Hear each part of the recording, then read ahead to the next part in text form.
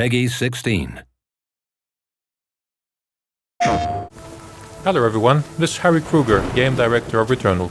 Hey everyone, this is Gregory Loudon, the Narrative Director. So today we're really pleased to be here to talk about the latest free expansion for Returnal called Ascension. Ascension contains two modes, one being the co-op and the other one being our new endless mode called the Tower of Sisyphus. Approaching the base of the tower. Can't see the summit, but detecting unusual energy readings from inside. The Tower of Sisyphus is our new endless mode, which is intended to provide some new secrets, some new narrative content, and a new endless challenge for players to sink their teeth into.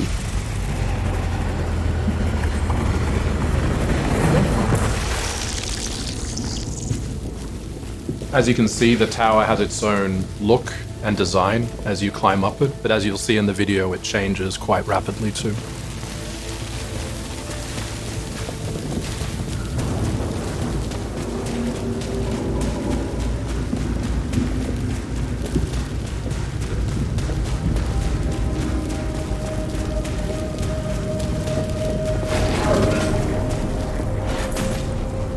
Okay, we've arrived in the tower atrium. This is a place that you'll slowly see unlocks as you go through, cycle by cycle and climb by climb. It's where we deliver some story. And what you're seeing right now is basically connected to where Celine is in the story. So if you play this and you've finished Returnal, Celine will react a bit differently in subtle ways. So this is still quite early on in Celine's journey on Atropos.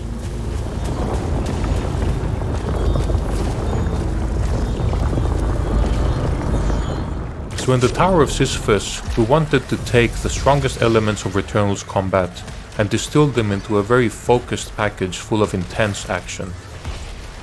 Similar to a lot of the endless modes we've made in the past, the Tower of Sisyphus also tracks your progress from room to room and phase to phase, and there's also a score that will measure your success in each run, and in order to get the best possible score you'll have a multiplier that you need to keep alive as well.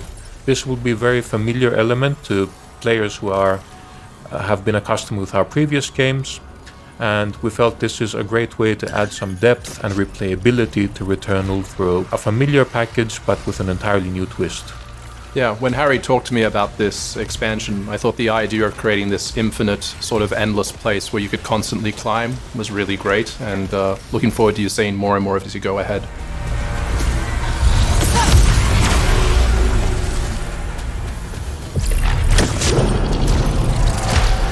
Yeah, in terms of combat, you will have, of course, some moments of respite as well. So the rooms and the progression through the tower will be, of course, procedurally generated, or each run is guaranteed to be unique. And you will find different treasure rooms, different surprises, a lot of secrets, and a lot of different scenarios that will challenge you and give you different types of rewards.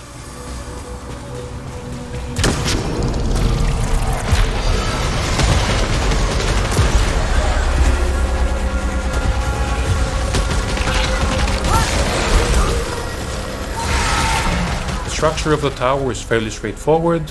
You advance to a new room, you have to dispatch the collection of enemies that appear, and once that's done, you have an opportunity to go to the translocator for the next level as fast as possible. Doing so will give you a significant bonus to your obolites and to your score multiplier.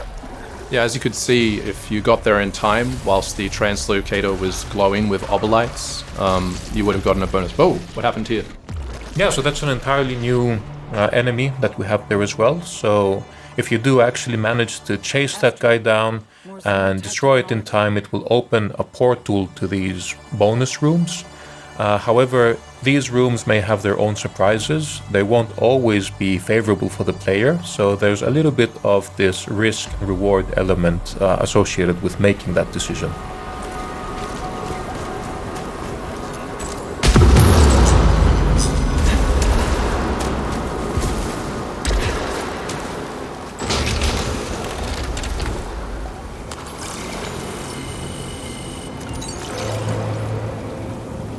We've been really happy to see the reception that Returnal has gained with the community. and players have responded really positively to like the core combat and the second-to-second gameplay. And we really wanted to just build an entire mode around celebrating that and also rewarding skill for players and just seeing how high you can get in the Tower of Sisyphus. Much like the myth of Sisyphus, you are destined to keep pushing the boulder up as high as you can, but death is inevitable. You will reach a point where the odds are stacked so unfavorably against you that progressing will require a tremendous amount of skill and dedication. So we'll be actually really excited to start seeing how far players can get.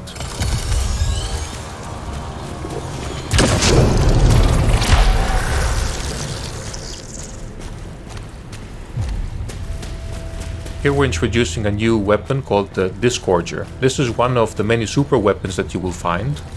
And these act a little bit differently to your usual weapons in the sense that you have very limited use of them as consumables. And these will unleash tremendous firepower that can make a big difference in life or death situations. So collecting these and unleashing them in strategic moments can actually be a really big benefit for players who want to get as far as possible in the tower. It's also a cosmic, organic sort of weapon. As you can see, this is the Blightwave Disgorger, and it has and unleashes a massive amount of force and attack. But as Harry said, you need to choose wisely when to use it.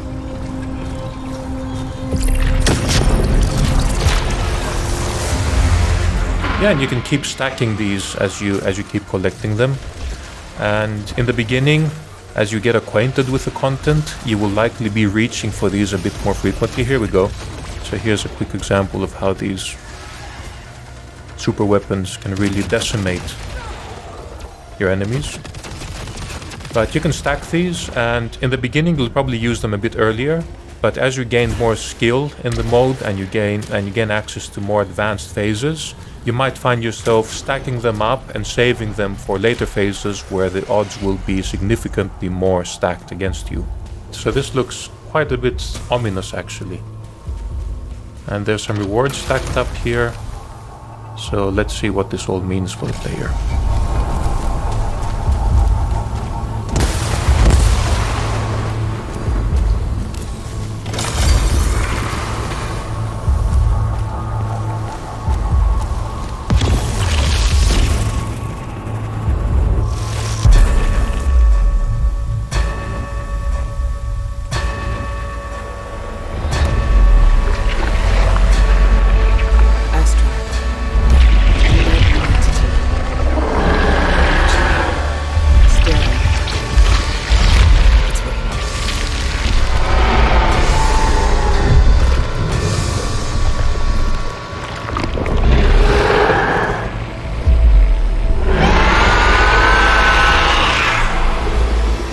Okay, here we go. So Algos is actually the personification of pain, both physical and emotional in Greek mythology. And I guess just looking at the onslaught of bullet patterns and attacks, you can see why that was such a fitting name for this encounter. It was also a place for our VFX team, as you can see, to go wild with our tentacle technology and do something pretty special and completely simulated. Oh man, and once again, you can't see it now, but I have a huge smile on my face just looking at all the glorious bullet patterns, just feeling the playfield. Aside from, of course, the engaging challenge that they provide, I think they do create their own unique aesthetic that we're quite proud of being a central part of Returnal's unique identity.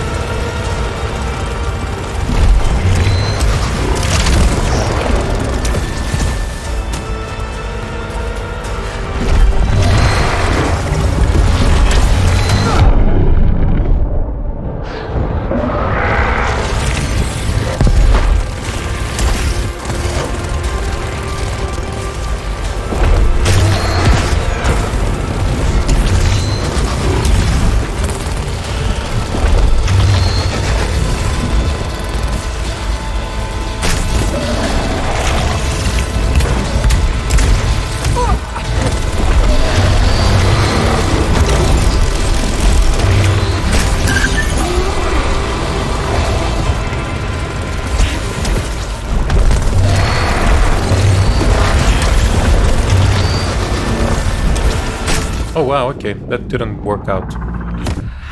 But yeah, one key difference with the main game is that here, when you actually die, you will resurrect inside the tower. This was designed so that you will have the lowest possible barrier of re-entry to keep trying to get higher and higher in the Tower of Sisyphus. There on the right you could see the device. You can access that at any time to actually check out the leaderboards, which is where you can see your highest score and compete against friends and foes for the highest possible ranking. In Returnal, we had the house. In Tower of Sisyphus, we have a new space Celine can uncover by using the bed here in the atrium. Let's see what happens.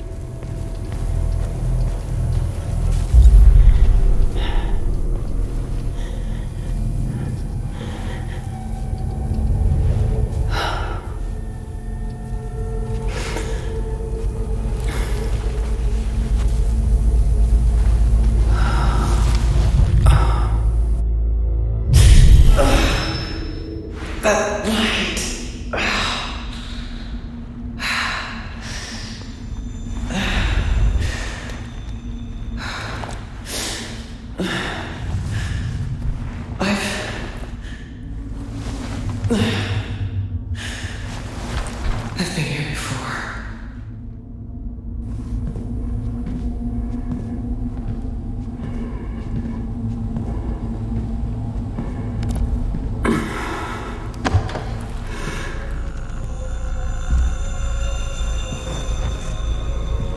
This corridor.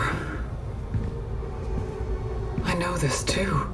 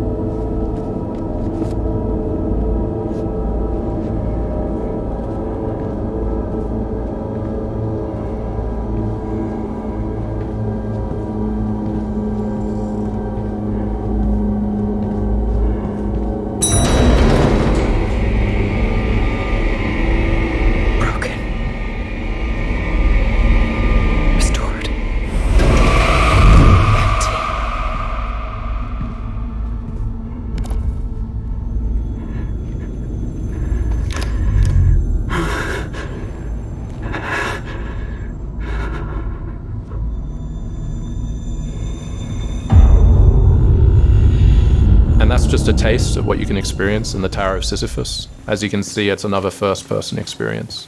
Unlike the house, though, you can return to the hospital once it is available and re-examine things and try to find the secrets within. We're just gonna jump ahead to show you a little bit of Phase 2 as well. So this will happen after you've vanquished Algos.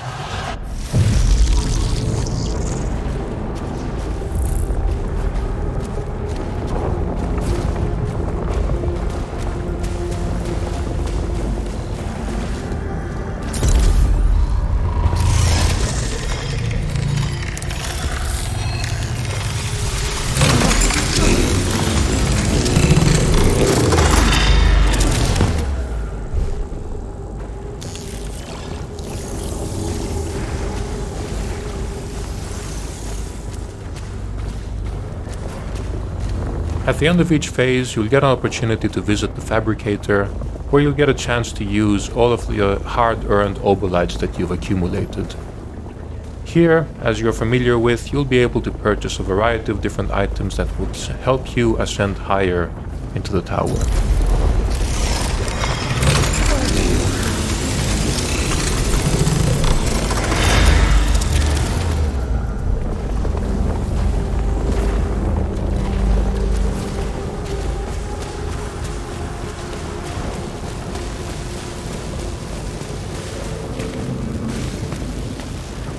As you can see, the tower has evolved as you ascend as well, so it's not how it was at the beginning, but there is another phase that we will not show you. Is this still the tower?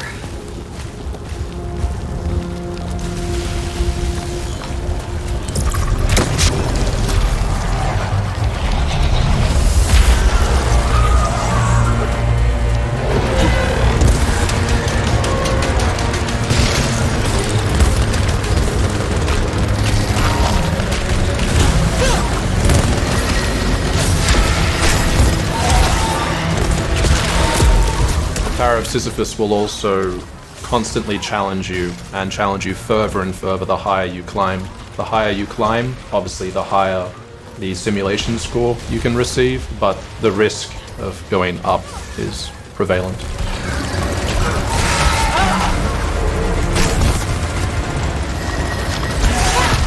So the key to getting the best possible score is of course keeping your multiplier up. As you can see on the right now, when you're not actually engaging in combat, after a while the multiplier will start to deplete. So the mod is designed to maintain some forward momentum and keep that engagement going.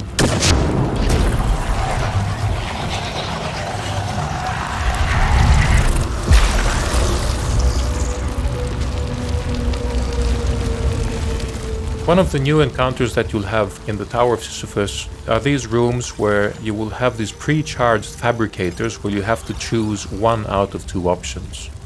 Any one you choose, the other one will disappear. So you'll have to choose wisely and make sure that they are helping your strategy in getting farther into the mode. Now we picked up a parasite and the other one disappeared. And there's actually a new type of parasite as well to be discovered if you play into the heights of the tower. The tower also features a lot of different hostiles that you would have encountered across Atropos. Be prepared for that as well. Yeah, in some ways it's kind of like a greatest hits remix, right? So they identified what were the strongest combat scenarios in the main game with a lot of the varied enemies that we have across all of our biomes. And here in the Tower of Sisyphus you'll get to encounter them all in entirely new configurations and some increasingly challenging scenarios. And also expect Algos to be haunting you throughout your ascent. Yeah, that guy just doesn't give up.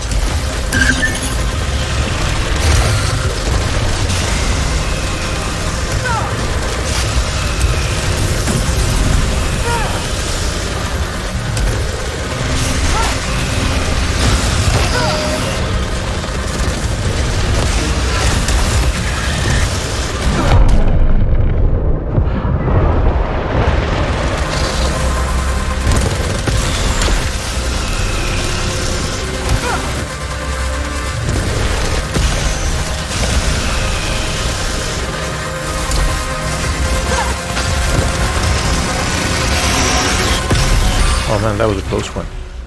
We hope you enjoyed this short sneak peek into our latest expansion called Returnal Ascension. We really look forward to seeing how this resonates with players ahead. Thank you everyone. Thanks for watching everyone. Enjoy.